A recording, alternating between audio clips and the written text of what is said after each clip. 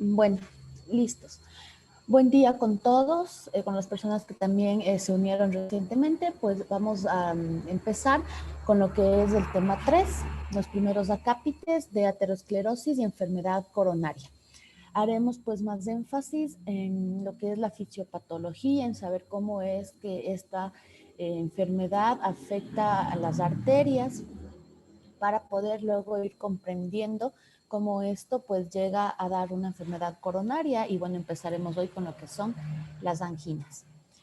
¿Cómo se define la aterosclerosis? Esta es una enfermedad crónica, generalizada y progresiva que afecta sobre todo a las arterias de mediano tamaño. Clínicamente se va a manifestar como una cardiopatía isquémica, una enfermedad cerebrovascular o enfermedad arterial periférica, que ya vamos a ir desarrollando cada una.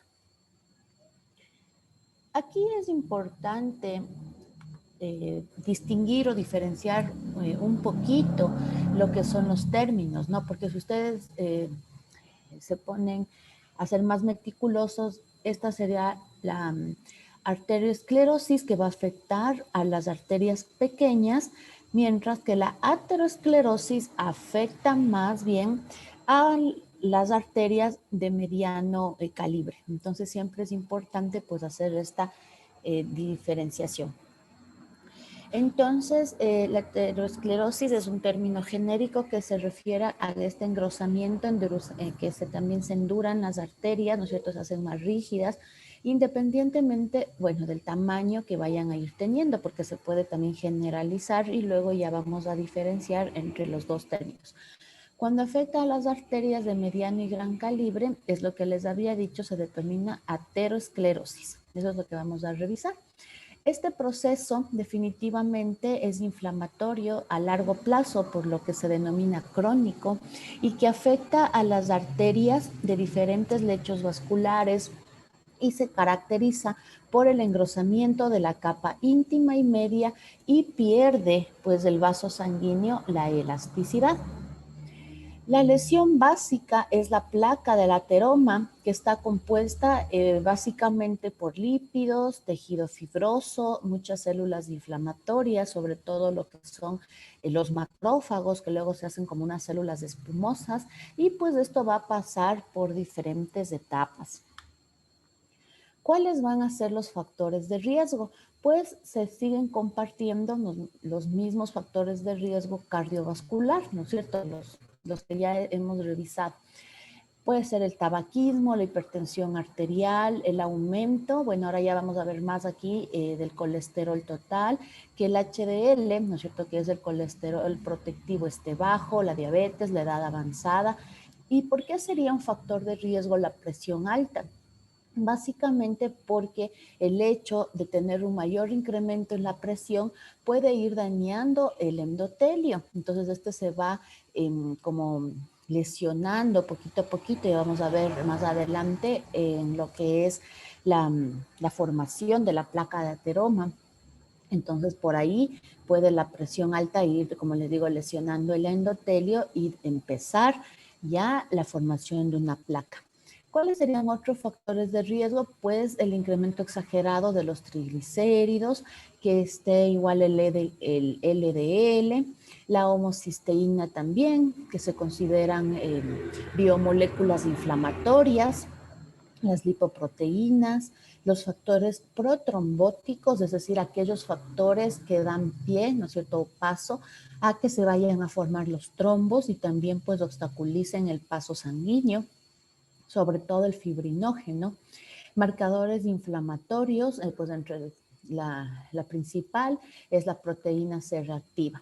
Otros factores de riesgo que van a predisponer a tener la aterosclerosis es la obesidad, sobre todo obviamente con un índice de masa corporal mayor a 30, el sedentarismo, que tenga resistencia a la insulina, una obesidad abdominal con un diámetro superior a 102 centímetros en varones y 88 en las mujeres, una historia familiar de cardiopatía isquémica prematura, es decir, en la familia, ¿no es cierto? Por eso siempre se averiguan o se indagan los antecedentes patológicos familiares.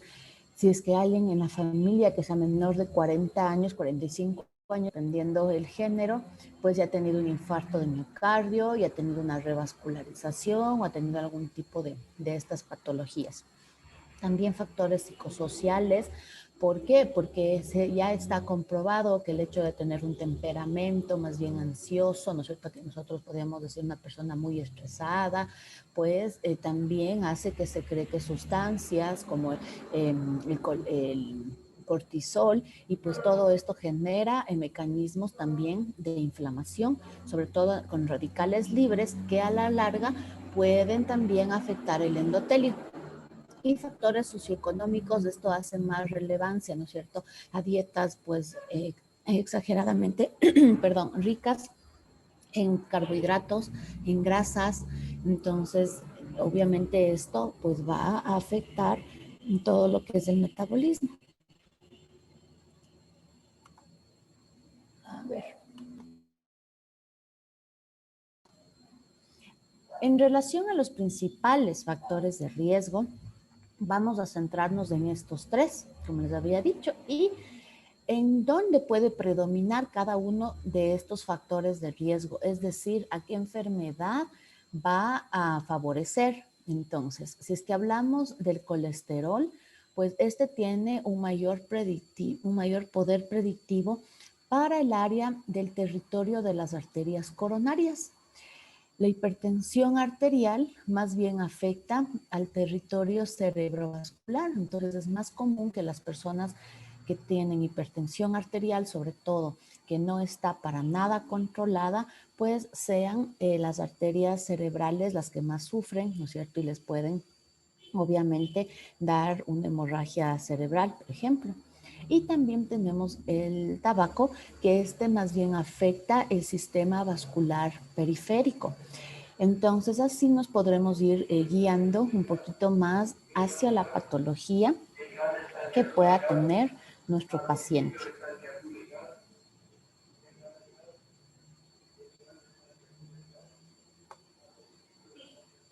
Entonces, hablemos primero, ¿no es cierto?, del exceso de colesterol.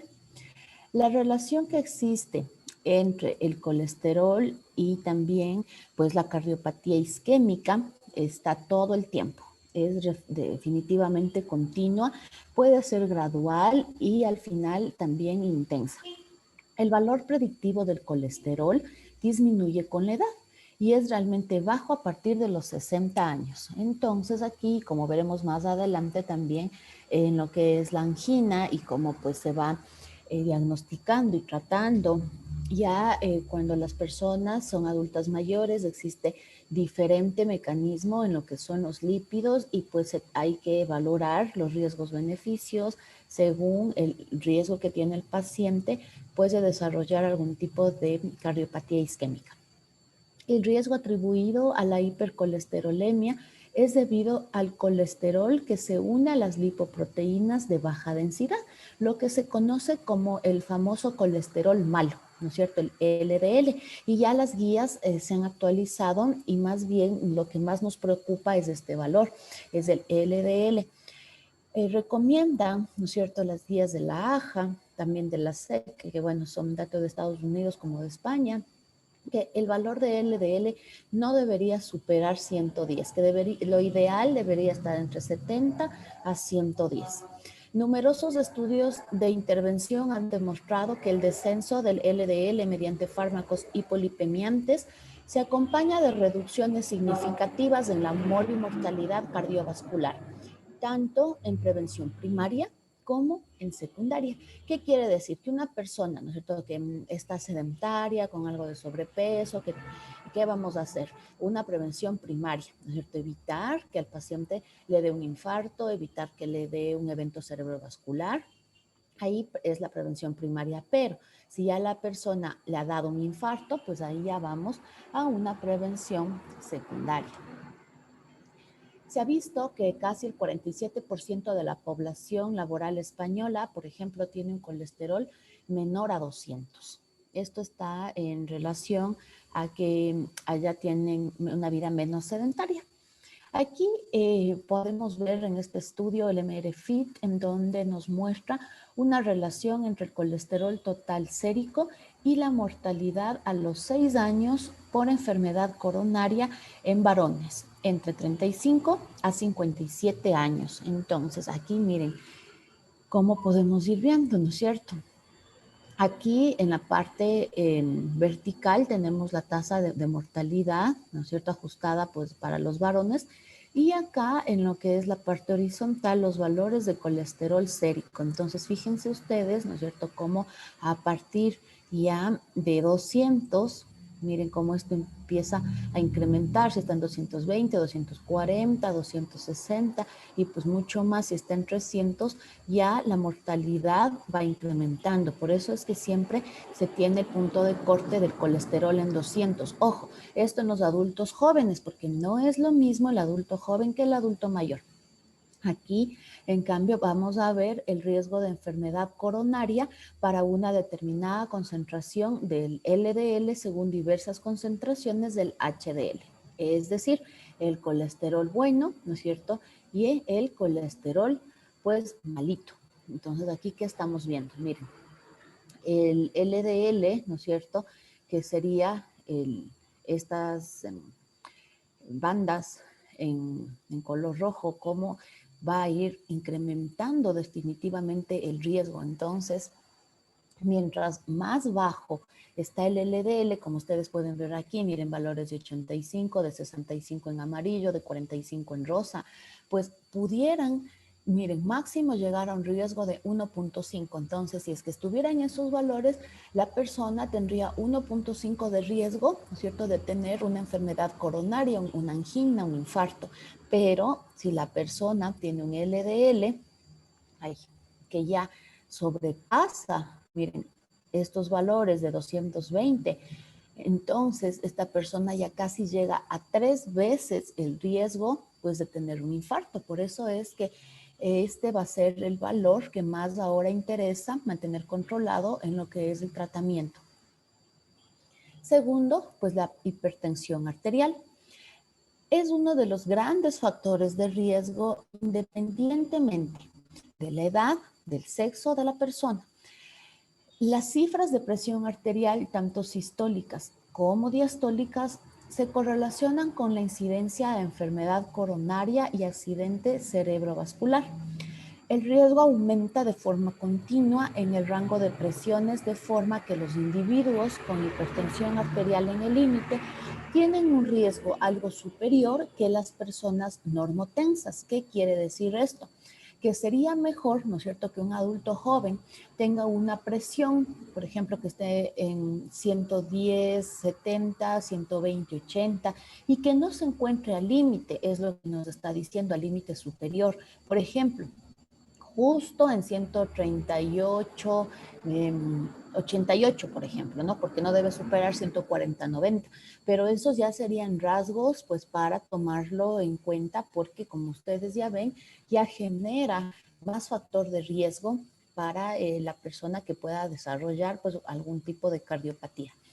El exceso de presión va a dañar el endotelio y aumenta la permeabilidad, estimula la proliferación de las células lisas y puede inducir también a que se rompa la placa de ateroma si es que esta ya existiera, y si es que no existe, pues la empieza a formar.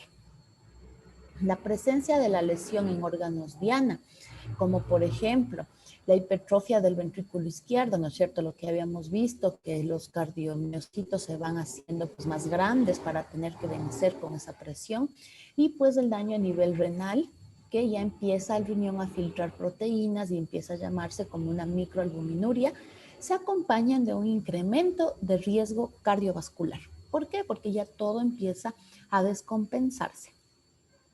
Aquí miren lo que podemos encontrar en esta gráfica, que también es del mismo estudio, el MRFIT, en donde existe una relación entre la presión arterial sistólica, como podemos ver acá en los valores, miren, menos de 110, más de 180, y la mortalidad después de 11 años. Entonces, por eso es que se recomiendan siempre valores, ¿no es cierto?, que no vayan a superar este par de aquí que estoy señalando, que sería entre 140 y 90. ¿Por qué? Porque miren, si ya se pasan estos valores, ¿cómo va incrementando, ¿no es cierto?, la muerte en las personas. Entonces, lo ideal, pues, es tener las cifras tensionales normales y, pues, acá máximo, como les digo, máximo 140-90, pero dependiendo de la patología. No quiere decir que todos deberíamos tener este valor, ¿no? Lo ideal sería 130-80, pero dependiendo de la patología, la funcionalidad y la edad de las personas, pues esto puede ir variando un poquito. ¿Cuáles son los beneficios de reducir la tensión arterial?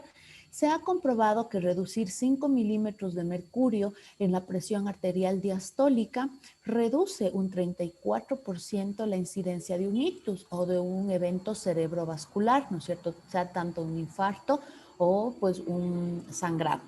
Y un 19% la de una cardiopatía isquémica y un 23% la mortalidad cardiovascular en 5 años. Es decir, que si conocemos personas que tienen presión alta o llegan a nuestra primera consulta o estamos abordando al paciente que le tomamos la presión, ¿no es cierto?, en el servicio de enfermería o en el área rural, en donde quiera que nos encontremos trabajando, pues si detectamos un paciente que tenga hipertensión, y si logramos que este baje al menos 5 milímetros de mercurio, miren cómo estamos reduciendo, ¿no es cierto?, en un tercio que le dé algún problema en su cabeza y un 20% de que tenga un problema cardíaco. Y pues a 5 años estamos disminuyendo un 20% la posibilidad de morir por esta causa. Por eso se ha visto que la intervención en prevención pues es lo mejor que existe, ¿no es cierto?, en vez del tratamiento con tantas tabletas. Ahora bien, el tercer factor de riesgo que yo les había dicho, ¿no es cierto?, el tabaco, este va a incrementar el riesgo de cardiopatía isquémica, de enfermedad cerebrovascular, de enfermedad arterial periférica y también de muerte súbita casi en un 21%. Los cigarrillos bajos en nicotina aumentan de igual manera el riesgo cardiovascular. Por eso es que se quitó, ¿no es cierto?, esta idea de que era la panacea el hecho de que las personas podían suplir su cigarrillo típico por un cigarrillo electrónico. Pero los estudios demuestran que la verdad no hay tanta diferencia en relación a lo que es riesgo cardiovascular. Lo mejor sería dejar el hábito. Los fumadores de pipa o de puros también tienen aumentado su riesgo cardiovascular, aunque algo menos que los fumadores de cigarrillos, pero es importante, ¿no es cierto?, mencionar que el riesgo existe. Los fumadores pasivos tienen aumentado su riesgo de enfermedad coronaria entre un 10 a un 30%. Pues por eso, ¿no es cierto?, es tan importante evitar estar, bueno, en ambientes en donde haya personas que fuman, o bueno, antes también se crearon, ¿no?, los espacios libres de humo, y es justamente por eso, porque personas que no tengan este hábito podrían también tener iguales problemas cardíacos o complicaciones en la salud que aquellas personas pues que sí fuman.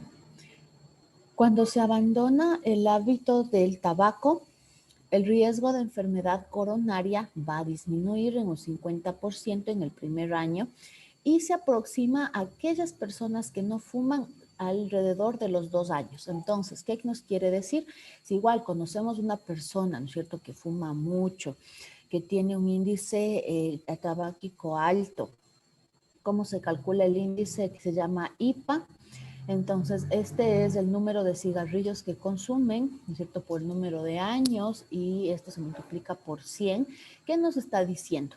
Que si una persona que nosotros ya conocemos que fume, pues tenemos que intervenir, dar acompañamiento y consejería para dejar el hábito, y también pues será un equipo multidisciplinario en donde logremos que si una persona, ¿no es cierto?, deja de fumar en un año, ya está bajando el 50% su riesgo de tener enfermedades coronarias, y que después de 2 años ya casi estaría cerca del mismo riesgo que una persona que no fuma.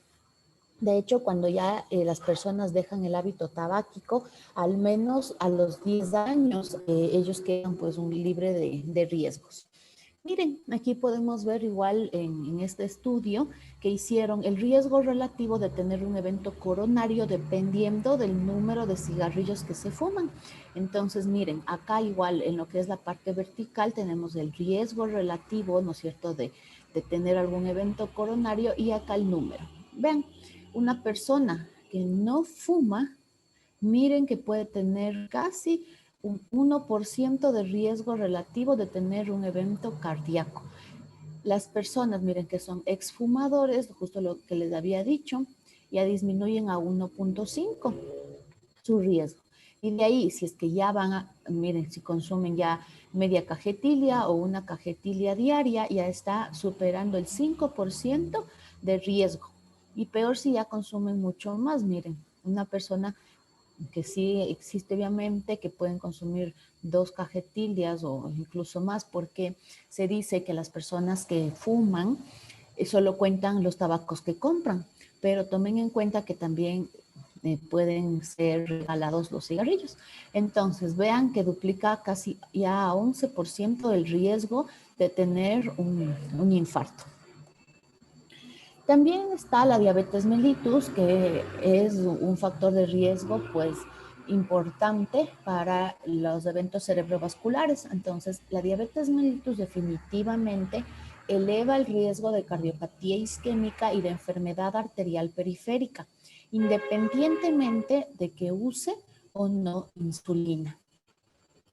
Las enfermedades cerebrovasculares estarían encabezando las causas de fallecimiento en las personas que tienen diabetes, ya que podría verse más relación a lo que son los eventos de tipo embólico, ¿no es cierto? Y los eventos cerebrovasculares también isquémicos. Favorece la aterotrombosis por varios mecanismos, empezando desde la alteración del perfil lipídico, en donde tenga exceso de triglicéridos, que el HDL sea bajo, que el LDL esté pues muy elevado, que también tenga hiperinsulinismo, hipercoagulabilidad y que los marcadores inflamatorios, haciendo énfasis en el PCR, estén muy elevados. Miren acá, dependiendo los años, ¿no es cierto?, de diabetes, también tenemos riesgos, pues, de tener, sea un infarto agudo de miocardio y que luego evolucione a una cardiopatía isquémica o también eventos cerebrovasculares. Fijémonos, miren, una persona aún sin tener diabetes tiene uno, ¿no es cierto?, de riesgo relativo. Y miren, aquí según los años, siempre se toman en cuenta en las guías para el tratamiento y la consejería de los pacientes 10 años de evolución. ¿Por qué se hace esto? Porque se ha visto que ya el punto de corte a los 10 años hace que empiecen a fallar otros órganos, ¿no es cierto? Ya la persona no solo tiene diabetes, sino ya tiene complicaciones micro y macrovasculares a nivel de retinopatía, por ejemplo, ya empieza con enfermedad vascular periférica, tiene neuropatía, la persona con diabetes ya no siente bien, ¿no es cierto? Ya no tiene buena sensibilidad o tiene parestesias en miembros inferiores y el daño renal. Entonces, mientras la persona tenga más años de evolución de diabetes, pues va incrementando obviamente los riesgos de presentar algún tipo de enfermedad coronaria. En comparación, miren, acá tenemos, ¿no es cierto?, en amarillo y en rosado, las personas, miren, aquí en rosado, sin cardiopatía isquémica de la población general que no tiene diabetes, ¿no es cierto? Entonces, el riesgo sería muy bajito. Y si es que la persona, ¿no es cierto?, de la población general no tiene diabetes, pero ya ha tenido una cardiopatía isquémica previa, miren, se equipararía a aquella persona con diabetes que ya ha tenido entre 16 y 25 años de evolución de la enfermedad. Por eso es tan importante, pues, mantener bien controladas todas las enfermedades. En relación a lo que es la edad, la incidencia de las enfermedades cardiovasculares van incrementando con la edad, independientemente, ¿no es cierto?, del sexo de la persona.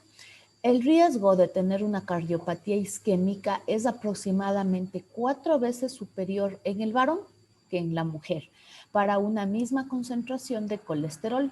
La edad de aparición de la cardiopatía isquémica se retrasa entre unos 10 a unos 15 años en relación a las mujeres respecto a los varones.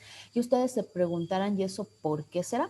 Esto es debido a que tenemos pues los estrógenos que sí nos protegen como 10 o 15 años hasta que llega la mujer a la menopausia. En cambio el hombre ya llega a la andropausia mucho más antes. Con la menopausia, es justo lo que les decía, aumenta de forma importante ya la incidencia de cardiopatía isquémica en las mujeres, pero sin llegar a alcanzar a la de los varones, pues en ningún momento. Aquí en esta tablita podemos ver los principales biomarcadores de la enfermedad aterotrombótica. Entonces, esto obviamente es solamente para conocer, para saber que todos estos marcadores inflamatorios están involucrados. A la cabeza, como les decía, la proteína C reactiva, las interleucinas, sobre todo la interleucina 6, la 1, que son las más inflamatorias, los ligandos CD40, proteínas amiloides tipo A y moléculas de adhesión. Mientras que aquellos biomarcadores que favorecen más la trombosis, ¿no es cierto?, la formación de trombos, van a ser el fibrinógeno, factor von Willebrand, inhibidor del activador del plasminógeno 1, fibrinopéptido A y fragmentos 1 y 2 de la protrombina. Estos son los que más se han visto involucrados en la fisiopatología de la aterosclerosis. Ahora bien, ¿por qué se estudia tanto el PCR? Porque se ha visto que este es un reactante de la fase aguda que nos sirve como el principal marcador inflamatorio. Se produce fundamentalmente en el hígado en respuesta a la interleucina 6. Por eso es tan importante, ¿no es cierto? Bueno, aquí en el país siempre se mide la PCR y en ciertas casas de salud, pues será la IL6, porque es la IL6 la que se eleva primerito, pero ya sabemos que va de la mano pues del PCR. Algunos autores han descrito varios mecanismos, sobre todo oxidación del LDL, disminución de la producción del óxido nítrico, que justamente es el que ayuda en la vasodilatación y en mantener bien el endotelio, la producción de factor tisular y también pues del complemento, por los que la PCR podría influir directamente en la vulnerabilidad del vaso sanguíneo. Aquí en esta gráfica lo que podemos ver es el riesgo relativo ajustado de enfermedad cardiovascular según la concentración del PCR y los valores de riesgo absoluto de enfermedad coronaria a 10 años. Ya siguiendo pues uno de los estudios más importantes a nivel mundial, que es del Framingham, de donde van saliendo algunos brazos. En este caso pues es el Women's Health Study. Entonces aquí miren, vamos a tener igual los riesgos siempre pues en la parte vertical. Y acá está el PCR. Miren, a mayores concentraciones de PCR, sobre todo mayor a 10, ya la persona puede tener, miren, 20 veces un riesgo de desarrollar algún tipo de enfermedad cardiovascular. Por eso es que es tan importante siempre monitorizar al paciente y ver qué es lo que se está afectando. Aquí podemos ver algunos de los factores emergentes para las enfermedades cardiovasculares, ¿no es cierto? Es la lista un poco más amplia de los biomarcadores que revisamos hace un ratito. Aquí pues ya nos hace referencia a lo que es el dímero D, que más bien pues es protrombótico, ¿no es cierto? E incluso el dímero D pues nos va a dar ya una cierta certeza en lo que sería una tromboembolia, ¿no es cierto? Por ejemplo, una tromboembolia pulmonar o una trombosis venosa, pues sabemos que si el dímero D es negativo, pues definitivamente no tendremos este tipo de patologías. Sin embargo, cuando nos salga alto, el paciente no tenga síntomas, pues ahí es cuando más bien debemos tener un poco más de cuidado en este valor. Es decir, que el dímero D más bien tiene un valor predictivo positivo alto. Eso es lo que les decía hace un ratito. Si es que no tenemos signos, síntomas, sospechamos de una enfermedad en el paciente y el dímero D nos sale alto, eso nos apoya en el diagnóstico. Algo que también aquí es importante es la homocisteína, la microalbuminuria, la cisteína C, por ejemplo. Acá también lo que nos va a empezar a decir, bueno, miren, ya empiezan a aparecer leucocitos, también hay que tomar en cuenta los macrófagos, entre otras de tantas lipoproteínas. Pero lo importante es que ustedes sepan que todas esas van a actuar en lo que es la fisiopatología. Entonces, ahora bien, aquí en esta lámina, ¿no es cierto? Lo que les he colocado es para que ustedes pues vayan familiarizándose con lo que ocurre en la aterosclerosis. Aquí tenemos, miren, esta sería una arteria normal, miren cómo son sus capas o sus paredes, ¿no es cierto? Tenemos, bueno, la que es la parte histológica anatómica, pues la adventicia, miren acá tenemos la capa de células musculares lisas, que se conoce como la media, acá en cambio está la íntima, ¿no es cierto? Que es otra de las capas de la arteria normal, y miren acá adentrito está el endotelio. Este es el endotelio, ¿no es cierto? La capa que está próxima a la luz del vaso sanguíneo y pues obviamente por aquí está pasando absolutamente toda la sangre y pues todas las células que van por la circulación. Pero miren, ¿qué pasa acá? Donde dice ateroma precoz. Miren esta arteria. Cómo está bueno todavía, parece, ¿no es cierto?, que mantiene la luz preservada, pero vean cómo ya poquito a poquito se va formando una placa. Luego, miren igual cómo esta placa ya se va más bien estabilizando, ¿no es cierto?, se va pues fijando. Y luego, con el paso del tiempo, si es que se tiene, si más bien dicho, si se mantienen malos hábitos en lo que es la alimentación, o si también mantienen el sedentarismo, si no han hecho controles de los lípidos, ¿no es cierto? O la diabetes está mal controlada, ¿qué es lo que va pasando? Esta placa, ¿no es cierto?, que supuestamente está más estabilizada, vean, empieza a crecer tanto que ya empieza a dar cierta afectación, pues, de la luz, ¿no es cierto?, de el paso de lo que es la sangre. Y miren, ya se va también creando otro tipo de proceso como es la fibrosis.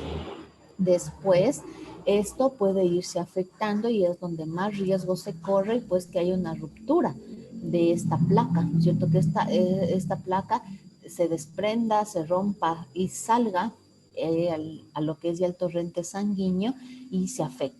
Entonces, si es que esta placa, ¿no es cierto?, se llega a romper, pues lo que va a hacer ya definitivamente es que miren cómo va envolviendo ya todo el vaso sanguíneo con fibrosis, ya se fibrosa toda lo que es la íntima y vean esta luz tan pequeñita. Entonces ahí es cuando ya tenemos problemas, ¿no es cierto?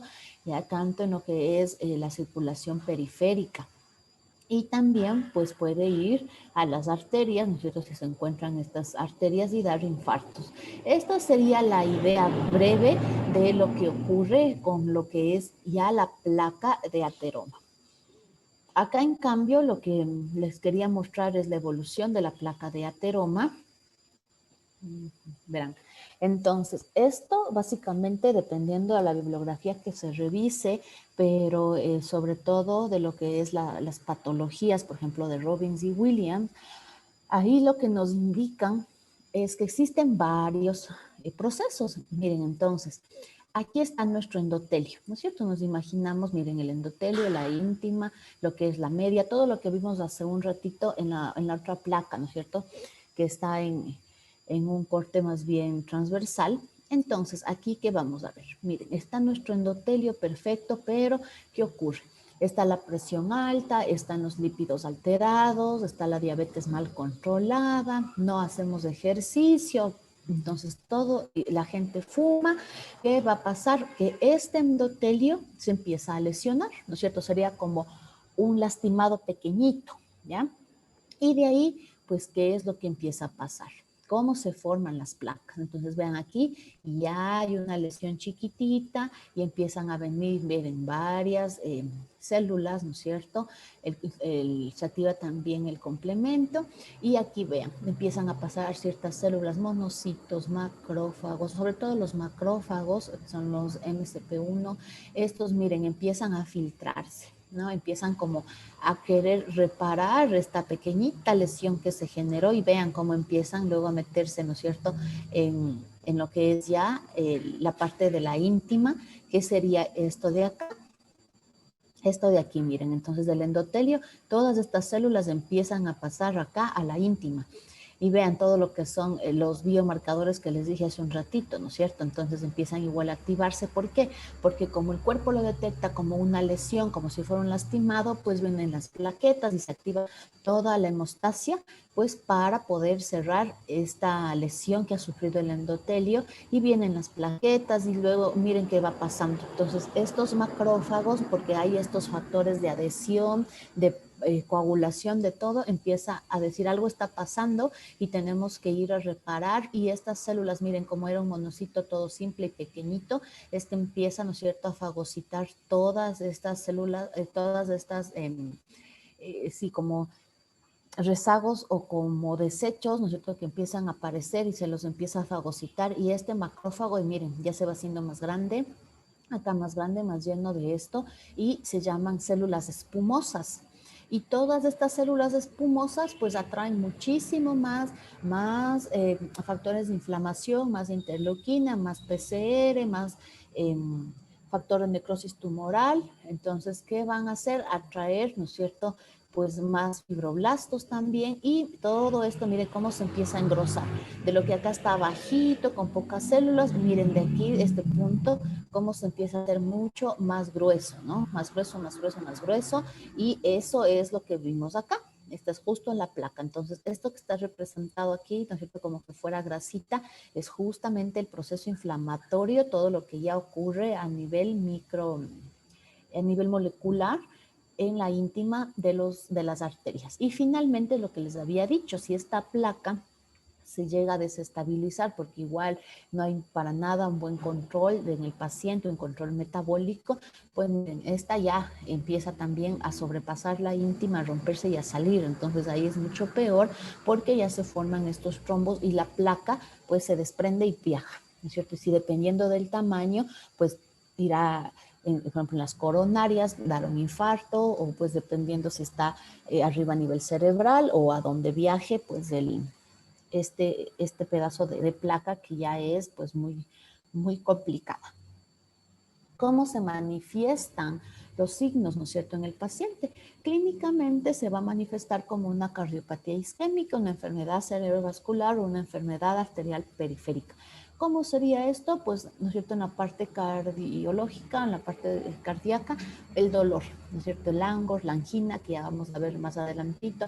En la enfermedad cerebrovascular, pues que la persona tenga alteraciones del lenguaje, ¿no es cierto?, la disartria, que tenga afectación en su expresión, que no responda, que se altere el estado de conciencia de forma súbita, ¿no es cierto?, que deje de mover una parte del cuerpo o todo el cuerpo.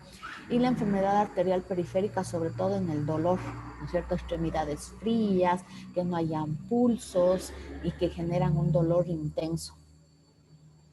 Entonces, básicamente va a depender del hecho vascular que ha sido afectado. Como les había dicho, si es a nivel o territorio de las arterias coronarias, pues aparecerá un síndrome coronario agudo, un infarto de miocardio, o pues puede que el paciente no le dé tiempo ni de tener manifestaciones clínicas y pues fallezca con la muerte súbita. En el cerebro, tenemos lo que son los accidentes cerebrovasculares agudos. También puede tener un evento, un accidente isquémico transitorio llamado AIT o ATI. Este es igual, pues el paciente puede tener los síntomas, que no habla bien, que algo le pasa, que está confundido, que se nos duerme, pero ventajosamente aquí, o la ventaja es que la placa fue pequeñita y tal vez pudo pasar, ¿no es cierto? O sea, tapó transitoriamente el vaso sanguíneo cerebral, pero pasó. Entonces, eso hace que la persona ya dentro de las 24 horas próximas esté recuperada. Y también, pues, los episodios repetidos pueden desembocar en una demencia multiinfarto, es decir, una persona que ya se infarta una vez, que ya tiene otro infarto cerebrovascular y otro, y otro, y otro, pues a la final, como ya van quedando varias zonas muertas del cerebro, esto va a desarrollar definitivamente una demencia multiinfarto, y pues hay que poner mucho más énfasis y cuidado ya cuando una persona tiene un evento cerebrovascular, pues se deben investigar, ¿no es cierto?, todas las causas y factores de riesgo, si es que tuviera aterosclerosis, pero sobre todo problemas cardíacos a nivel de fibrilación auricular, por ejemplo, o también que nuestro paciente tenga a nivel de las carótidas que estén ya sin luz. Entonces, cuando se habla de una estenosis mayor mayor del 70% en las arterias carótidas, es incluso ya indicación una endarterectomía, que justamente lo que hacen pues los cirujanos es abrir y tener más luz para que pase pues muy bien la sangre a lo que es la cabeza. En las arterias periféricas, en cambio, la expresión clínica es la claudicación intermitente. ¿Qué es la claudicación intermitente? ¿A qué nos hace referencia? Aquellas personas, ¿no es cierto?, que van caminando y dicen, ay, me duele la pierna, tengo que parar, tengo que descansar.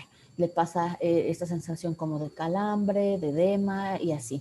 Pero si es que fueron isquemia aguda, es decir, que ahorita salió la placa y pum, ocluyó algún vaso, pues entonces esto significa que es algo rápido, o sea, algo que ahorita pasó, ahorita se instauró y el dolor pues puede ser terrible y como corta la circulación, pues básicamente es una extremidad muy fría.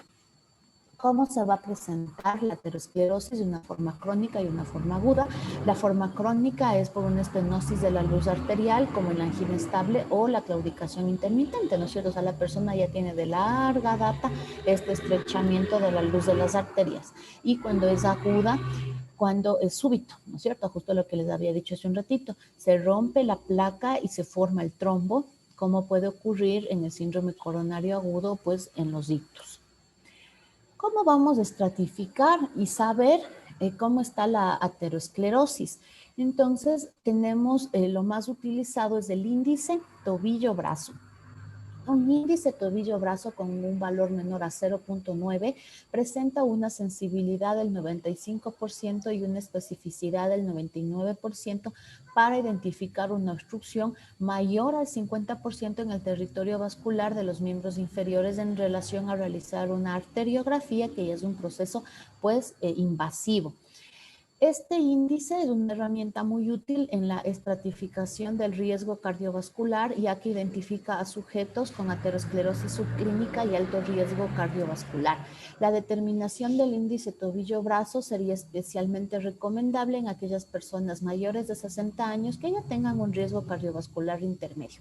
Esto como una sugerencia del estudio Framingham. Sin embargo, como les digo, siempre se debe estratificar antes pues a los pacientes. A continuación, yo voy a dejar de compartir y nos van a ayudar con la visualización de este video para poder ver cómo se hace esta técnica.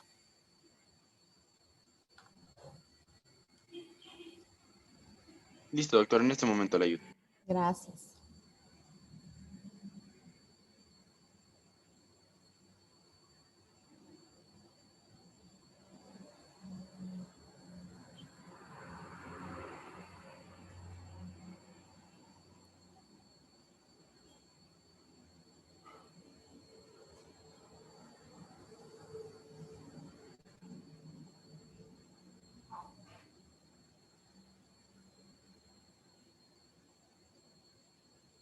Periférica. Se realiza en la consulta de atención primaria por el personal de enfermería y es una técnica fácil de realizar y de bajo coste. El índice tobillo-brazo es el cociente entre la presión arterial sistólica del tobillo y la presión arterial sistólica del brazo.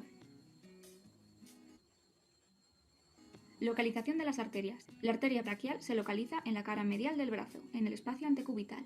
La arteria pedia se encuentra a nivel de la cara dorsal del pie, entre los tendones extensores del primer y segundo dedo. La arteria tibial posterior se palpa en el tobillo, a nivel del maleolo interno.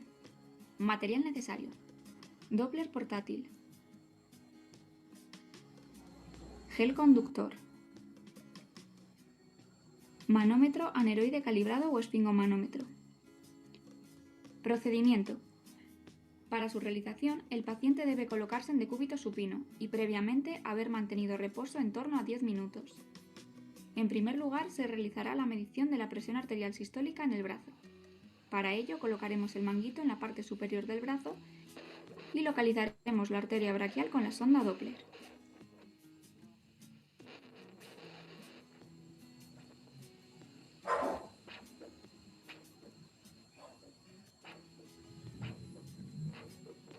Inflamos el manguito por encima de la presión arterial sistólica hasta que la sonda deje de captar el pulso braquial.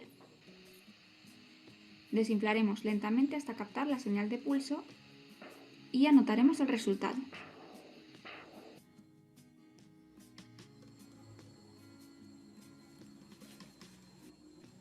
Realizaremos la medición en ambos brazos y seleccionaremos la presión sistólica mayor.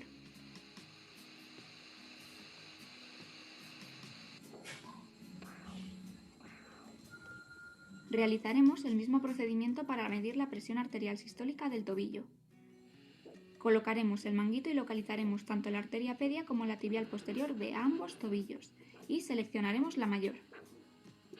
Cálculo del índice tobillo-brazo. Seleccionamos en primer lugar la medida de presión arterial sistólica mayor del brazo. En este caso será la medida del brazo derecho. En cada miembro inferior seleccionaremos la presión arterial sistólica más elevada según los resultados obtenidos en las mediciones. En el izquierdo elegimos la tibial posterior y en el derecho la pedia. Realizaremos el cociente entre la presión arterial sistólica del tobillo y del brazo.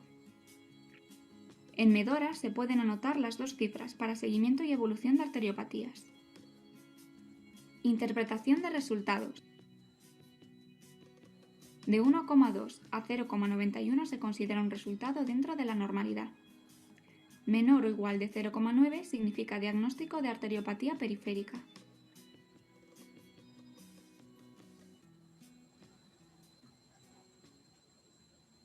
Ya, gracias.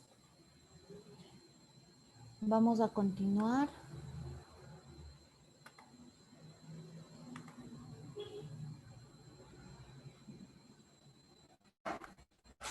Vamos.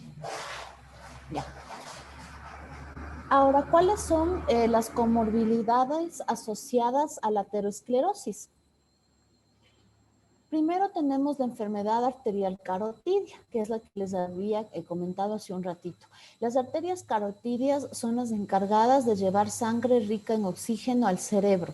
Si el flujo de sangre que va al cerebro está reducido u obstruido, se puede presentar una apoplejía, es decir, un ictus, un infarto, asociado a síntomas, ¿no es cierto?, como la hemiplejía, que les había dicho, una pérdida total de la fuerza muscular de la mitad del cuerpo, debido a una gran lesión de las neuronas de un hemisferio cerebral. La enfermedad arterial obstructiva periférica ocurre en las arterias que llevan sangre a las piernas, los brazos, la pelvis. Si el flujo de sangre está comprometido, se presentan dolores intensos, ya cambios en... Ya se van a presentar los dolores intensos, justo que hablamos, la claudicación, cambios también de la coloración, ¿no es cierto? Que incluso esto pudiera llevar a alterarse la integridad y tener pues infecciones, sobre todo en personas con diabetes, porque ellos obviamente no tienen buena sensibilidad y esto se afectaría. En lo que es la enfermedad arterial coronaria. Las arterias coronarias llevan sangre rica en oxígeno y nutrientes al corazón. Las células que conforman el músculo cardíaco requieren de un suministro constante de estos para mantenerse trabajando continuamente durante toda la vida. Si llegase a faltar el oxígeno, estas células pues mueren, lo cual causa un dolor muy fuerte, que es el típico dolor que sienten los pacientes cuando sufren un infarto. La enfermedad cerebrovascular, también conocida como SB o apoplejía o ictus, ocurre cuando las arterias que llevan sangre a áreas específicas del cerebro se obstruyen. La lesión es mucho más localizada, nosotros le llamamos un infarto estratégico, causando los síntomas específicos conocidos como disminución de la fuerza muscular en una parte del cuerpo o problemas para hablar, como les había dicho, la disartria. ¿Cuál va a ser el tratamiento? Pues va a involucrar diferentes fármacos como estatinas, antiagregantes y ECAs que actúan contra la enfermedad aterotrombótica en distintas localizaciones, son igualmente eficaces independientemente del territorio vascular afecto. El ejercicio, pues en grado moderado, tiene un efecto protector contra las enfermedades arteriocerebrales también, cardíacas y la mortalidad por cualquier causa. Existe multitud de efectos beneficiosos en respecto al ejercicio, como la elevación en el suero del colesterol bueno, justo del HDL, la disminución de la tensión arterial, una menor resistencia a la insulina y pérdida de peso. Incluso esto hace que los pacientes que tengan muchísimos medicamentos para diabetes o hipertensión, pues vayan disminuyendo el número y sea mucho más saludable y tengan mejor calidad de vida. La actividad deportiva moderada disminuye el riesgo de muerte por enfermedades cardiovasculares en un 23%.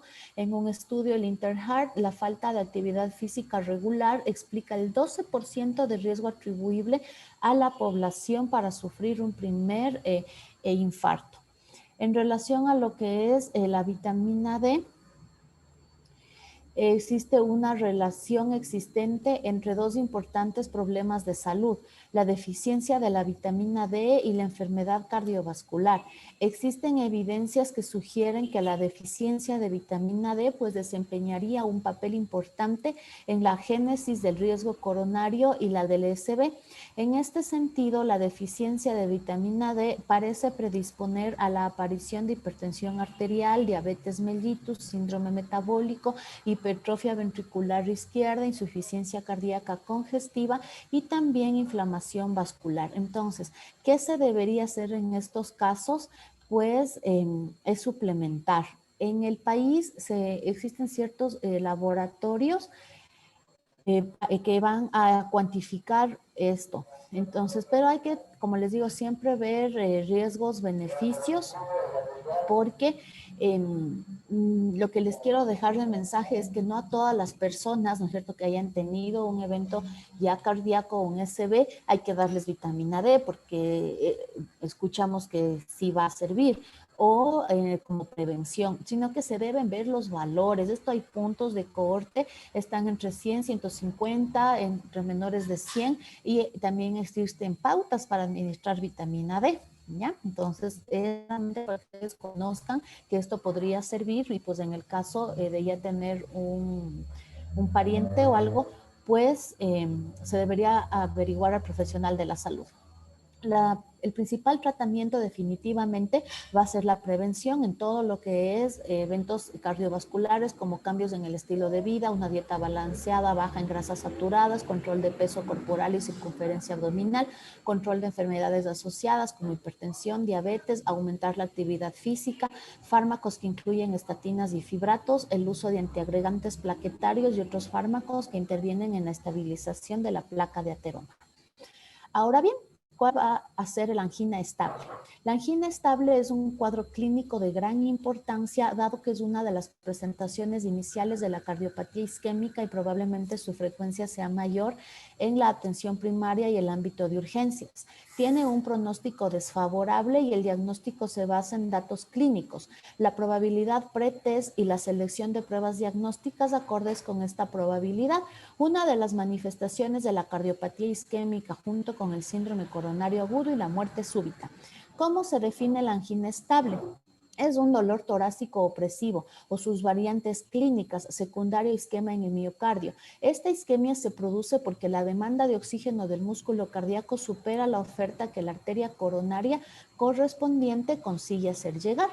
Existe pues la prevalencia, va a ser diferente los porcentajes tanto en mujeres pues también como hombres, y como ustedes pueden ver varía mucho en lo que es la edad.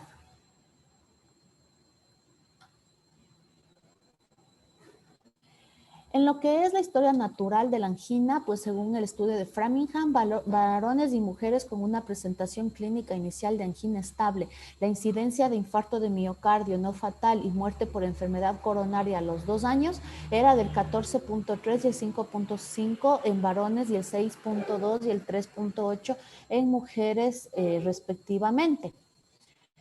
¿Cuáles van a ser las principales causas? Estenosis de una arteria coronaria por la ateromatosis que justo revisamos hace un ratito. Si la estenosis es fija, es decir, la placa está estable, el umbral de la isquemia es siempre similar y aparece con niveles de ejercicio predecibles, lo que constituye el cuadro clínico denominado pues angina estable. Se denomina la angina inestable a todas las variantes de la angina que no siguen una aparición del dolor para el umbral fijo y aparecen en reposo. con un umbral de ejercicio variable y que cada vez va siendo más reducido, y la angina de inicio reciente, es decir, una evolución que no se puede predecir. Para dejar esto claro, una angina estable es aquella en la que el paciente está haciendo ejercicio, ¿no es cierto? Se está ejercitando un poco más de lo normal y viene el dolor, viene este ángulo. En cambio, la inestable es un paciente que está totalmente en casa, yo que sé, viendo la televisión o acostado y empieza ese dolor, y esa es la pues más peligrosa. En literatura anglosajona, pues indistintamente de si es angina estable o cardiopatía isquémica crónica, debe quedar muy claro que no son conceptos intercambiables, es decir, que no podemos decir yo tengo angina estable, yo tengo cardiopatía isquémica. En lo que es la angina estable, este es un cuadro clínico muy bien definido en el que el paciente describe una clínica específica secundaria a un episodio transitorio de isquemia miocárdica que puede producirse aún con coronarias normales. En cambio, la cardiopatía isquémica implica que el paciente tenga un diagnóstico establecido e inequívoco de un antecedente de isquemia coronaria, pero que puede estar activo o totalmente asintomático y que incluso no tenga una isquemia residual. La cardiopatía isquémica crónica es más amplio que el de la angina estable e incluye a los pacientes con antecedentes de infarto o de revascularización coronaria independientemente de su estado clínico actual. Aquí podemos ver toda la escala, que es súper importante. Miren, toda la población general tiene factores de riesgo, que es lo que vimos hace un ratito. Existen las calculadoras de riesgo cardiovascular que ustedes pueden ingresar a internet y está pues ahí la escala de Framingham. Luego va subiendo, miren, por escalerita, la aterosclerosis, por eso es importantísimo pues revisar el grosor de la íntima, lo que les dije, el índice brazo-tobillo, la disfunción del endotelio. Luego va subiendo, miren, a una pequeña lesión y luego ya nos va a dar síndrome, ¿no es cierto? Ya sea con las pruebas de imagen o que el paciente ya le dio una angina, un infarto, y pues después llegaremos a desarrollar tal vez una insuficiencia cardíaca, algún tipo de arritmia, y tendremos que ver ya el pronóstico en la fase final de la enfermedad. Entonces esta escalerita es súper útil para que ustedes recuerden todo este proceso, que es justo lo que hemos estado revisando. ¿Cómo se hace el diagnóstico de la angina ante un paciente que consulta por un dolor torácico crónico y estable? Pues siempre se deben tener dos preguntas básicas. Primero, ¿qué probabilidad tiene este paciente de que se trate de una angina de pecho? Y segundo, ¿cuál es la mejor forma de confirmar o descartar el diagnóstico? El diagnóstico definitivamente es clínico y va a caracterizarse primero por una molestia en la zona retroesternal que puede variar desde cierta pesadez a un dolor intenso, sin que haya una relación directa entre el grado de malestar y el grado de isquemia subyacente. Segundo, aparece con el ejercicio o en circunstancias que aumentan el trabajo cardíaco, como el estrés emocional, el frío intenso o una comida copiosa. Y tercero, cede con el reposo después de la administración de nitroglicerina. Entonces tenemos los tres criterios fundamentales ya indicados por Diamond desde 1979, en donde nos dice el dolor retroesternal, ¿no es cierto? El paciente que va a quejarse de que le está doliendo, y esto se debe tener en cuenta con las personas que tienen diabetes, porque ellos más bien pueden decir que sienten algún disconfort en epigastrio. Su relación con el ejercicio y que ceda con la nitroglicerina, eso es pues lo más importante. Si tiene estos tres criterios, no hay que dudar que se trata de una angina estable, ¿ya? Si tiene dos, pudiera ser una angina atípica. Y si es que obviamente alguna de estas nos queda duda o solo tiene una, pues debemos hacer un diagnóstico diferencial y ampliar todo el abanico de las opciones de dolor torácico. Tenemos la clasificación de la intensidad de la angina según la Sociedad Canadiense de Cardiología, en donde nos pone 4 fases. La primera, la actividad diaria no ocasiona la angina, solo con ejercicio intenso. Clase 2 es moderada limitación de la actividad diaria y permite caminar más de 200 metros o subir más de un piso de escaleras a una velocidad normal. Clase 3. Ya existe una marcada limitación de la actividad diaria. La angina aparece al caminar menos de 200 metros o al subir un piso a velocidad normal. A velocidad normal. Y clase 4. El paciente ya no puede llevar a cabo ningún tipo de actividad física porque la angina incluso ya es en reposo. ¿Cuáles son las recomendaciones para el diagnóstico? Entonces empezamos con las pruebas de laboratorio. Aquí les he colocado, pues dependiendo de los niveles de la medicina basada en evidencia, de clase 1. En todos los pacientes, ¿qué vamos a pedir? Pues un perfil lipídico, ¿no es cierto? Una glucosa, si se puede, obviamente en ayunas, que es grado de recomendación B, una biometría hemática completa, que obviamente va a tener la hemoglobina, ver cómo están los leucocitos, la creatinina también para ver la función renal. Si es que vamos igual bueno, continuando, podemos ver algunos tipos de marcadores de daño miocárdico, sobre todo como es la CKMB o las troponinas, ver cómo está esa función de la tiroides, ¿no es cierto? Si está clínicamente indicado, tal vez en un paciente hipotiroido que no está adherido a su tratamiento, test de tolerancia a la glucosa, la proteína C reactiva, la hemoglobina glicosilada, bueno, en los pacientes con sospecha o que ya tengan una diabetes establecidas, y el péptido natriurético, ¿no es cierto? Porque justamente si es que ya fuera una cardiopatía isquémica crónica, a ver si está desarrollando más bien una insuficiencia cardíaca temprana. La radiografía de tórax, ya en la parte de lo que es imágenes, se utiliza frecuentemente en los pacientes que sospechamos alguna enfermedad cardíaca, pero sobre todo haciendo énfasis, ¿no es cierto?, una insuficiencia cardíaca, viendo una cardiomegalia, algún tipo de valvulopatía, una hipertensión pulmonar, para ver signos indirectos en la imagen. Sin embargo, en la angina estable no ofrece una información específica ni para el diagnóstico ni tampoco para estratificar un riesgo. Entonces, solamente se va a solicitar la radiografía para los pacientes que estamos pensando que tengan una insuficiencia cardíaca o enfermedad valvular. En lo que es el electrocardiograma, pues esto ustedes lo profundizan, ya lo irán revisando en el acápite del electrocardiograma, pero todos los pacientes que tengan un dolor torácico se debe realizar un electrocardiograma, aún sabiendo que en ausencia de una isquemia, el 50% de los pacientes pues pueden tener una enfermedad coronaria significativa con un EKG normal, porque todo va a depender de la evolución del EKG. Un paciente que viene con angina y nos sale aparentemente normal, pues hay que tenerle en observación, esperar los laboratorios y ver qué está pasando. No es que le llega el electro y decimos, no tiene nada y váyase nomás, ¿no? Bueno, excepto que ya comprobemos que sea un dolor torácico, pues por alguna otra causa, por ejemplo, muscular. Aquí lo más importante es que ustedes pues vayan afianzando el conocimiento. Este va a ser el ventrículo izquierdo. Aquí tenemos el subendocardio y el epicardio. Entonces es más común que la angina estable se dé en áreas de subendocardio. Entonces tendremos afectación del segmento ST en el electrocardiograma. Miren, entonces aquí está el paciente, ¿no es cierto?, con la angina. Nos duele que esto puede o no irradiarse, como vimos ya los criterios anteriormente, pero vean, lo que está un electro aparentemente normal, como está aquí abajo el antes y después. Miren cómo ya empiezan a ver cambios, cómo se deprime el segmento ST. Miren, acá ya está mucho más evolucionado. Entonces, esto hace referencia a que ha sido, ¿no es cierto?, un tipo de isquemia a nivel subendocárdico, como les dije hace un ratito. O sea, estaría aquí en esta parte del corazón, lo que se traduce ver esta alteración del ST.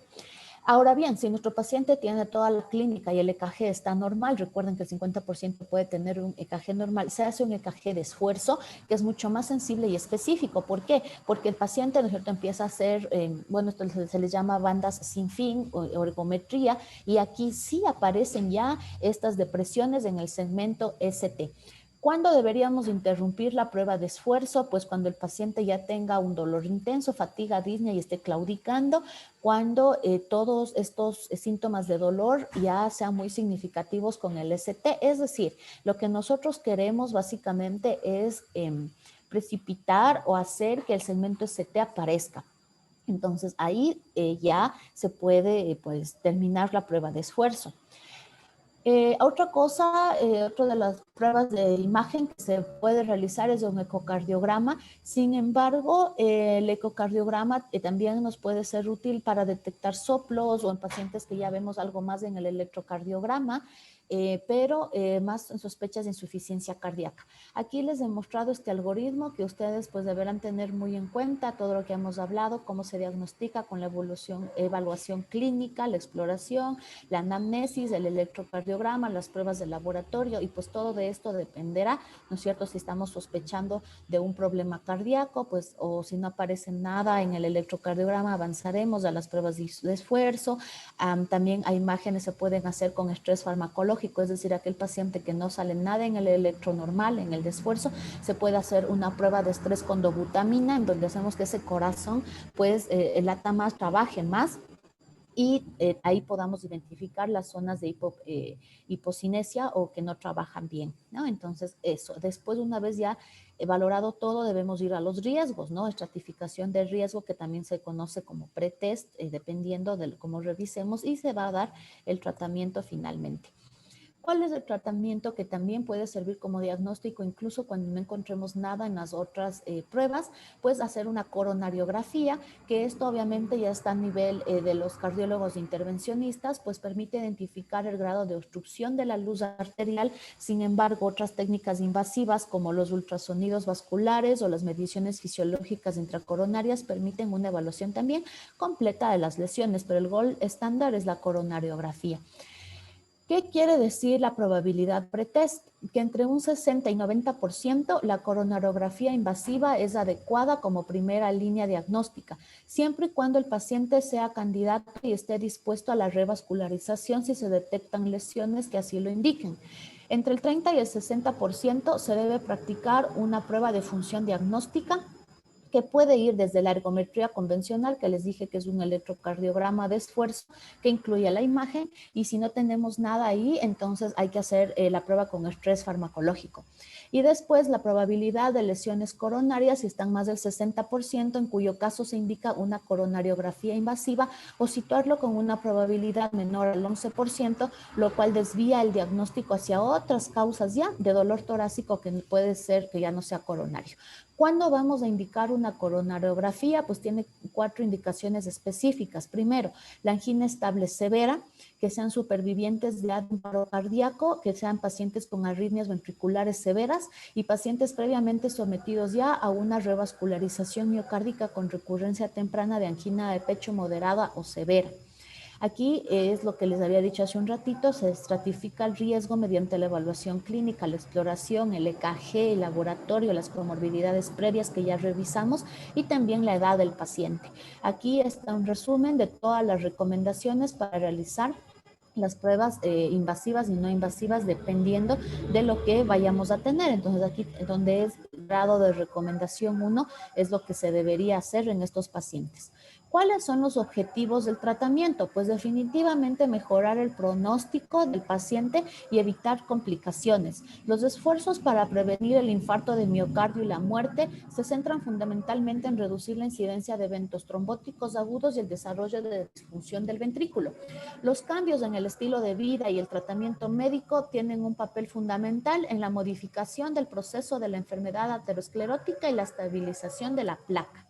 En lo que es el manejo general, el paciente y las personas allegadas siempre deben estar informadas sobre la naturaleza de la angina de pecho, las implicaciones del diagnóstico y los tratamientos que se pueden recomendar. Se debe aconsejar a los pacientes que descansen, aunque sea un descanso breve, cuando realicen una actividad que ya sabemos que causa la angina, y se recomendará el uso de nitratos sublinguales para el alivio del dolor. Se debe manejar la hipertensión, las diabetes y las otras comorbilidades según los informes de los grupos de trabajo sobre prevención de las enfermedades cardiovasculares. Los valores que se deberían tener en pacientes hipertensas y con diabetes de tensión arterial deben ser menor a 130/80.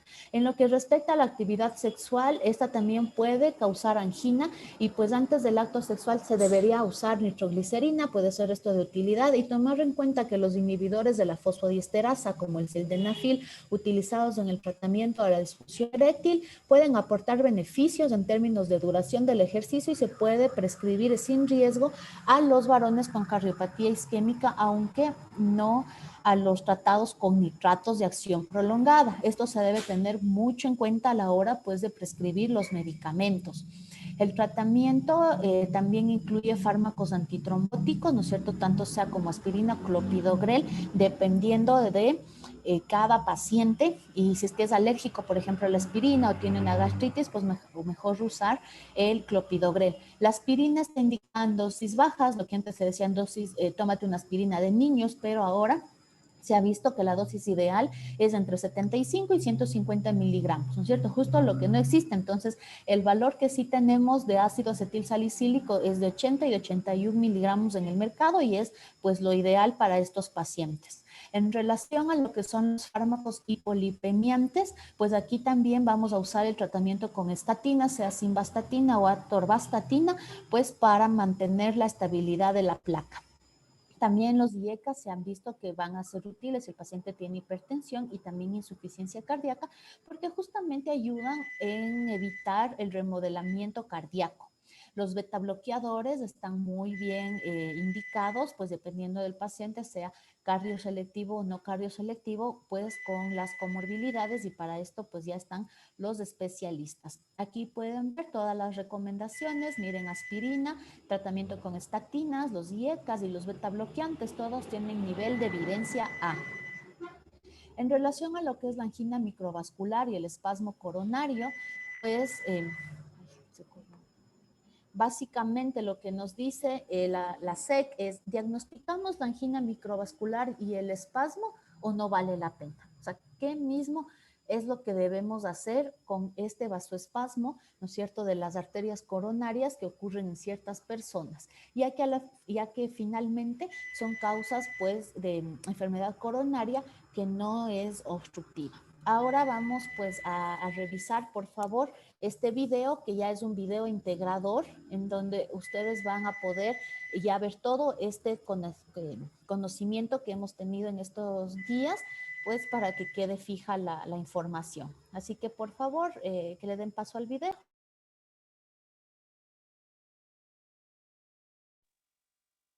Listo, doctor, en este momento le paso.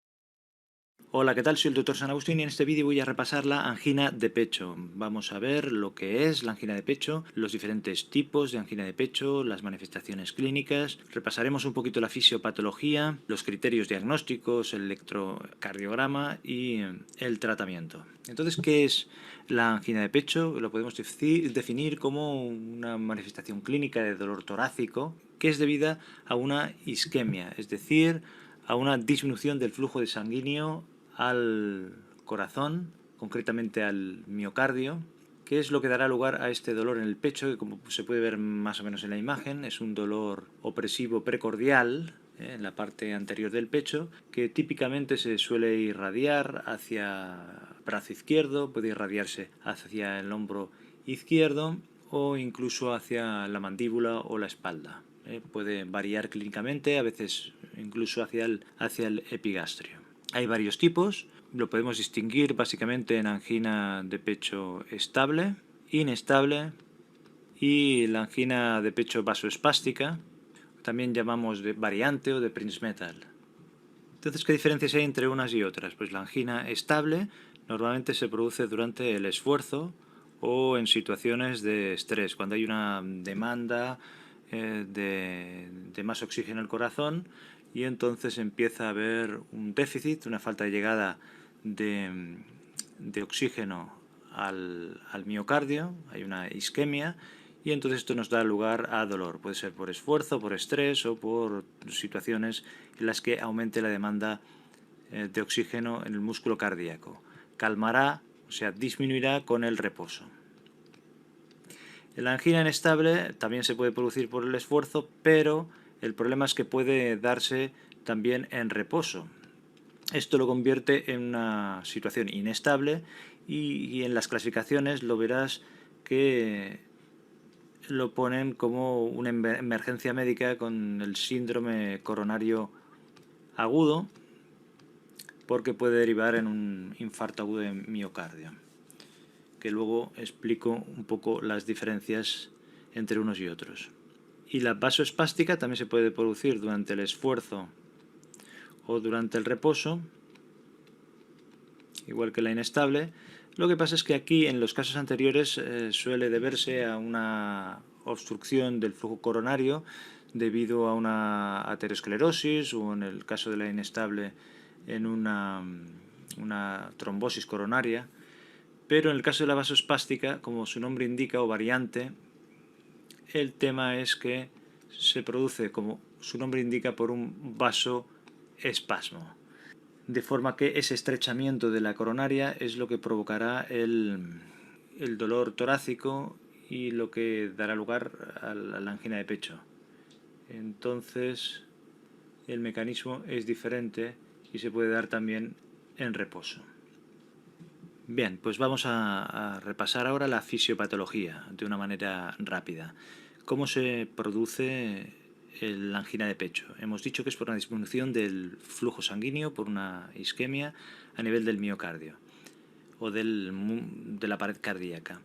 Entonces, si repasamos la anatomía, veremos que las arterias coronarias son las que irrigan el corazón, las que le aportan sangre con oxígeno, y estas salen de la raíz de la aorta, como se puede ver en la imagen, justo al salir del ventrículo izquierdo. Es lógico que el corazón suministre en primer lugar oxígeno y nutrientes a sí mismo. Estas arterias, la derecha y la izquierda, como se ve en el vídeo, van distribuyéndose por toda la superficie del corazón y van suministrando sangre. Si nos centramos en una pequeña porción de estas arterias, en una sección, podemos ver que si esto es la pared cardíaca, aquí tenemos la parte interior del corazón, del ventrículo, por ejemplo, ventrículo izquierdo, y aquí sería la parte externa del corazón. Pues si esto es la pared cardíaca, aquí tenemos el epicardio, aquí sería el endocardio y aquí el miocardio, la parte muscular. El vaso sanguíneo, la arteria, por ejemplo, la podríamos dibujar aquí, una sección de la arteria, y esta es la que iría aportando a las diferentes capas, desde el exterior, desde la zona epicárdica hacia la endocárdica, el flujo sanguíneo. Entonces, si se produce una obstrucción o una disminución de flujo, lo que primero sufrirá va a ser la zona del endocardio, que será la primera en la que veremos manifestaciones electrocardiográficas, que luego lo comentaré, y de ahí hacia arriba. ¿De acuerdo? Entonces, ¿qué es lo que ocurre? Aquí, en el caso de la angina estable, lo que tenemos es una placa de ateroma. La causa fundamental es la aterosclerosis, y esta placa de ateroma obstruye, y se considera que más o menos cuando es un 70% es cuando empieza a haber manifestaciones clínicas de angina de pecho. Es decir, que en reposo pues no hay problema, pero cuando hay un ejercicio físico, una situación de estrés, cuando hay unas demandas aumentadas de oxígeno por parte del corazón, del miocardio, pues quizá este huequecito que nos queda aquí no es suficiente y no aporta suficiente sangre y empieza el dolor. En el caso de la angina inestable, lo que suele pasar es que se rompe la placa de ateroma y aquí se forma una trombosis y el espacio, la luz de la arteria coronaria está mucho más disminuido, empieza a reducirse, y entonces aquí sí que nos podemos encontrar, en el caso de la angina inestable, que haya en reposo, nos encontremos con empieza a haber dolor. Ya hemos dicho que es una situación que puede desencadenar un infarto agudo de miocardio y dar lugar a complicaciones más graves, o sea que es una situación de emergencia. O sea que esta es la causa principal de las dos situaciones, la aterosclerosis. Ahora bien, tenemos otras situaciones que pueden provocar una angina estable, como pueden ser el que haya una hipertrofia del miocardio. Entonces habrá una mayor necesidad de oxígeno, si esta capa es mucho mayor, si hipertrofia aumenta, es más grande, sería esto más amplio. A lo mejor cuando hay más demandas de oxígeno, hay ejercicio físico o estrés, pues no llega el suficiente oxígeno y se provoca o se causa el dolor. que serían situaciones como la miocardiopatía hipertrófica o también la estenosis aórtica. Estas dos situaciones habrá una hipertrofia porque hay más resistencia para que salga la sangre del corazón, y entonces, al ser más hipertrófico el músculo cardíaco, pues necesita más oxígeno y es posible que haya manifestaciones de angina de pecho debido a esto. Por supuesto, puede haber también aterosclerosis asociada, o sea que una cosa no excluye la otra. Y también, bueno, la hipertensión arterial, en casos evolucionados, pues también puede haber una hipertrofia del miocardio y también dar lugar a angina de pecho, y normalmente puede haber otros factores de riesgo que contribuyen a la aterosclerosis y, como digo, se solapen todas estas causas. Entonces aquí tenemos estos dos tipos de angina de pecho, la estable y la inestable, en la que una es una placa de ateroma y en la otra es más peligrosa porque esta placa se rompe y hay una trombosis, incluso el trombo puede desprenderse o puede ocluir totalmente la arteria coronaria. ¿Y por qué se causa el dolor? Pues no entraremos en profundidad en esto, pero cuando se está produciendo la isquemia se liberan sustancias como por ejemplo bradiquininas, adenosina, que estimulan terminaciones nerviosas y son las que desencadenarán el dolor torácico de las características que hemos dicho. Un dolor opresivo, precordial, que se puede irradiar hacia brazo izquierdo, espalda, hombro, y de una duración normalmente de menos de 30 minutos. Y después tenemos la angina de Prinzmetal o variante o vasoespástica, que, como su nombre indica, el problema es que hay un vasoespasmo de la arteria coronaria. Entonces no repito la explicación porque es la misma, es muy parecida. Lo que pasa que en este caso el flujo sanguíneo, en vez de ser por una aterosclerosis, es por una disminución de la luz de la arteria debida a un vasoespasmo. Y tenemos la dificultad en el paso del flujo sanguíneo. Por supuesto, también puede haber mala suerte y que haya también placas de aterosclerosis que dificulten el flujo sanguíneo o empeore la situación, por ejemplo, si estuviera aquí. Y si el espasmo, como el espasmo a veces es muy intenso, la isquemia puede ser transmural, o sea que no solo afecte que no afecte solo a la parte inferior a la parte del dibujo anterior, es decir, al endocardio, sino que también afecte a todo el miocardio, incluso al epicardio. El mecanismo por el que se provocan o se causan estos vasoespasmos es desconocido, aunque hay diferentes hipótesis para explicarlo. En este caso, el dolor típico puede ser con el esfuerzo, pero también en reposo, como ocurría con la angina inestable. ¿Y qué diferencia hay entre una angina de pecho y un infarto agudo de miocardio? Pues que en la angina pues no hay una lesión permanente o constante, o sea, no hay una necrosis. En cambio aquí sí que hay una lesión permanente, habrá una necrosis en la zona del corazón o del miocardio a la que no haya llegado la sangre. La situación más peligrosa en este caso es la de la angina inestable, que es la que más fácil es que derive en un infarto. Y el resultado pues dependerá arritmia grave o alguna situación que pueda desencadenar una muerte. ¿Cómo se diagnostica esto? Pues ya hemos dicho, como siempre, que hay que hacer la anamnesis, la exploración física y las pruebas complementarias. En cuanto a la anamnesis, pues es el dolor que hemos descrito, que es el dolor opresivo precordial, que variará según es una angina estable o inestable o de Prinzmetal. Después también podemos hacer clasificaciones según los grados de angina de pecho. También se pueden hacer diferenciaciones entre si es una angina típica, atípica o un dolor torácico inespecífico. Habrá que preguntar por los antecedentes familiares, antecedentes personales de cardiopatía isquémica, de hábitos tóxicos como el tabaquismo, estilo de vida, y también preguntas enfocadas al diagnóstico diferencial con problemas, por ejemplo, que sean de tipo osteomuscular, ¿no? El síndrome de Tietze, o problemas digestivos porque los espasmos esofágicos o las esofagitis pueden simular dolores torácicos coronarios que no lo son. Después hay problemas cardíacos que no son anginas de pecho, pero pueden confundir que son, por ejemplo, las pericarditis.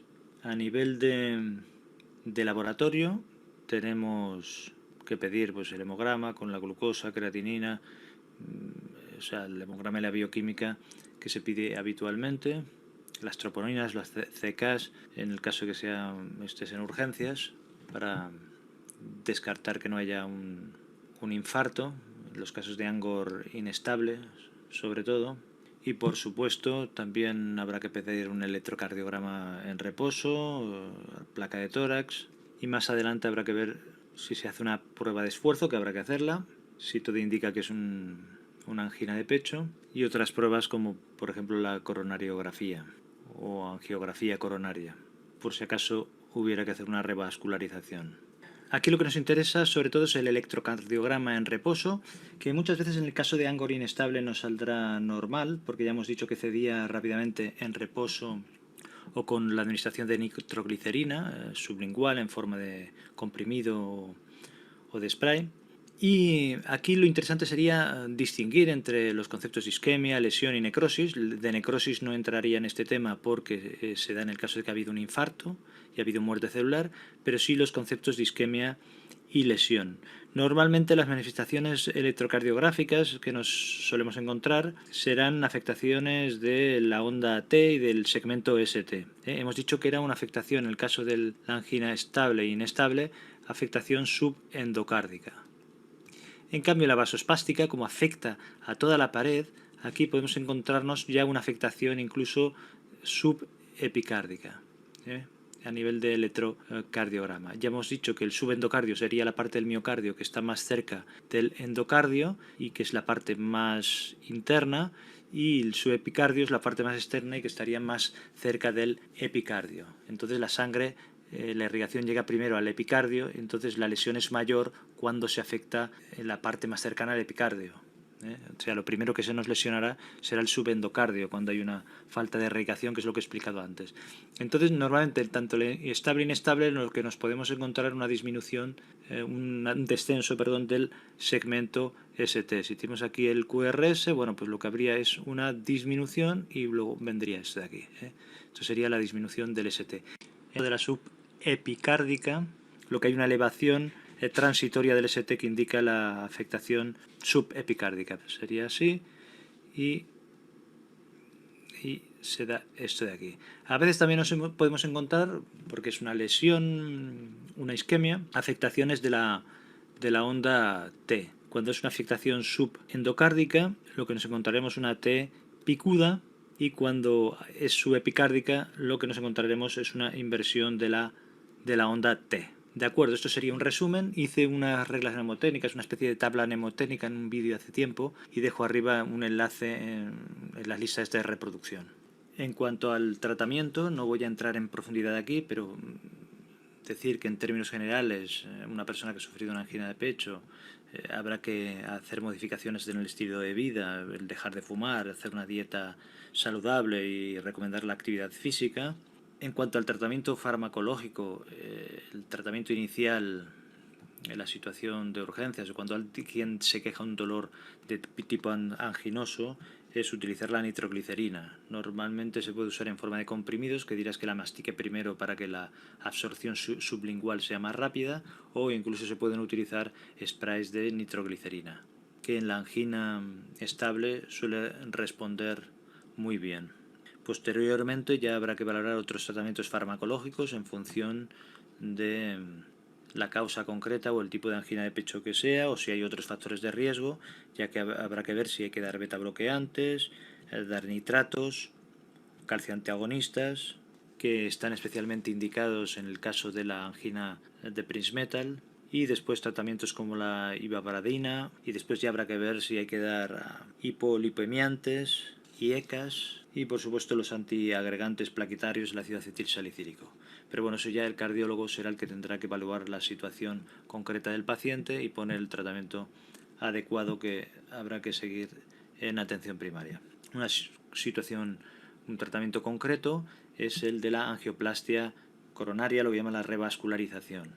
Es la angioplastia transluminal coronaria percutánea, que se utiliza en los casos en los que al hacer la coronariografía pues hay una estenosis coronaria o un grado de isquemia lo suficientemente importante como para introducir, como se ve en la imagen, un stent que lo que hará será canalizar otra vez la arteria coronaria obstruida.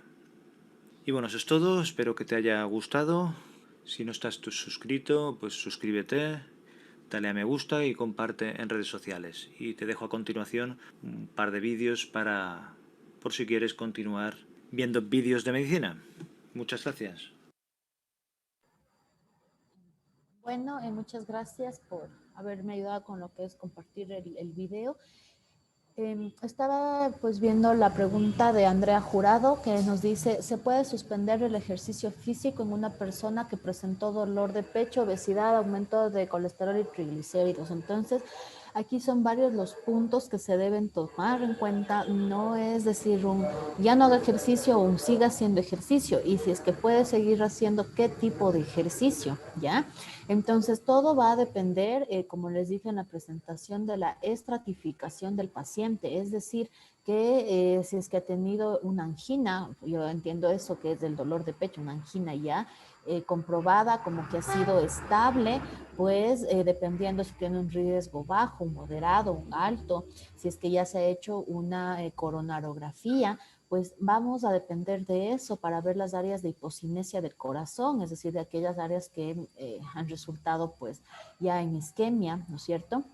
O si el paciente pues tiene solo una pequeña área, no tiene mayor riesgo y bueno, y con todo lo que me dice ahí de las comorbilidades, pues posiblemente el riesgo sí salga de moderado a alto, pero como digo, más va a depender de la estratificación primero del riesgo, de las áreas que tenga de isquemia y pues del tipo de angina, ¿no? Si es que es un estable, si es un inestable, porque incluso el propio hecho de moverse pues está indicado que ayuda muchísimo en el resto de patologías. Entonces, como repitiendo, no es un sí rotundo, un no rotundo, sino que va a tener que ser individualizado para cada paciente, ¿ya? Igual existe lo que es la prescripción de ejercicio. No es lo mismo prescribir ejercicio a un adulto joven que tenga comorbilidades que a un adulto mayor. Entonces todo es diferente. Así como prescribimos los medicamentos, por ejemplo, el paracetamol, el carvedilol, la aspirina, pues de la misma manera también prescribimos ejercicio, dependiendo de las condiciones de cada paciente, ¿ya? Otra pregunta, dice, es decir, hasta tener otros exámenes complementarios, ¿se podría restringir temporalmente? Porque, o sea, claro, si estamos en la emergencia, o bueno, en nuestra consulta de primer abordaje con el paciente y nos dice, yo vengo porque yo estaba, que se empecé a trotar y me está doliendo el pecho, ¿no es cierto? Estoy aquí sudoroso, me falta el aire, entonces todas el primer abordaje, ahí obviamente que se debe suspender, porque si el paciente está pues enfermo con dolor, pues debe ser observado y hasta realizar todos los exámenes complementarios y pues ya de ahí posteriormente podremos ver. Ahora, claro, si el paciente ya en un electrocardiograma nos sale ya una de, ¿cómo es esto? La inversión, o sea, la depresión del segmento ST, si aparte, por ejemplo, tiene troponinas elevadas, CK9 elevada, yo que sé, la función renal alterada, entonces pues ya son muchas indicaciones pues para proseguir ya con los procedimientos y este paciente posiblemente tendrá que ir a una coronariografía. ¿Ya? Entonces sí se debe restringir temporalmente el ejercicio como pues también lo manifiesta Andrea. No sé si tenemos algún otro tipo de pregunta. Veamos el chat. Bueno, parece que no. Espero, y lo más importante, ¿no? En esto, como les dije, es intervención en los factores de riesgo. Antes decíamos que se debería hacer ejercicio, o sea, y tenemos esa concepción, ¿no? De que haga ejercicio, como también ir a hacer, pero haga.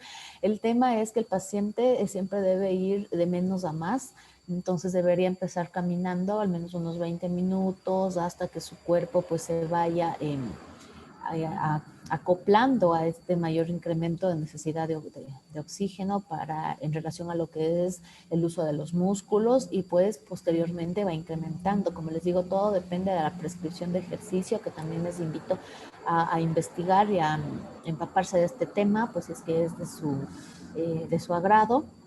Y aquí también nos indica en estas guías que la persona debería hacer algún tipo de ejercicio, ¿no es cierto? Porque existe de baja intensidad, de mediano impacto, de alto impacto, ¿no es cierto? Entonces todo va a depender de cada paciente, de por ejemplo en los adultos mayores ver cómo están sus articulaciones, porque tampoco a un adulto mayor que tenga una artrosis o un desgaste severo de rodilla o de cadera le podemos decir vaya camine, ¿no? Entonces tenemos otros tipos de ejercicios multicomponentes que va a ser de fuerza, de elasticidad, de equilibrio, que mejoran y mantienen la musculatura de los pacientes.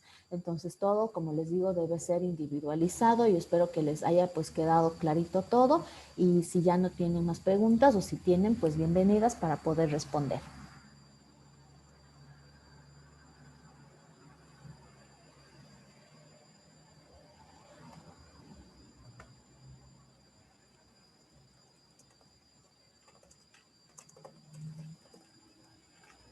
Bueno, al parecer parece que ya no hay preguntas.